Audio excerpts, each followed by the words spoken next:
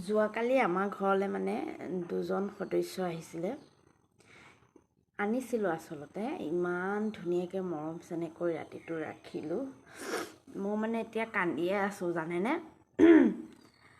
ৰাতি ভাত পানী খুৱাই শুবলৈ দিলোঁ, শুলে। আমিও গম নাপাওঁ, আমি ৰাতি টোপনি গ'লোঁ। সিহঁত দুটাই কি কাজিয়া লাগিলে, কেনেকৈ হ'ল ঘটনাটো, মই ৰাতিপুৱাৰ পৰা এতিয়ালৈকে কান্দি কান্দি অৱস্থা নাই।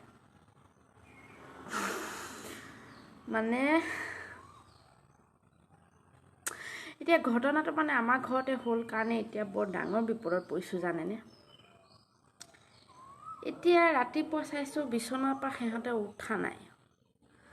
কাপোৰখন দাঙি চালোঁতো সিহঁত আৰু এই পৃথিৱীত নাই। সিহঁত এতিয়া পৰি আছে, মাখিয়ে পৰুৱাই খাই আছে, চাওকচোন দেই।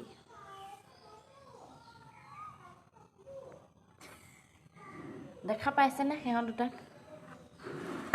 ইমান ধুনীয়াকৈ ৰাখিলোঁ, ভাবিলোঁ খাম ৰাতিপুৱাকৈ ধুনীয়াকৈ ভেবেলী লতা কেইডালমান আনি পেলাই জাল দি খাম। এতিয়া মৰিলে আৰু এয়া মাখিয়ে খাই আছে, পৰুৱাই খাই আছে। ভিডিঅ'টো চাই কেনেকুৱা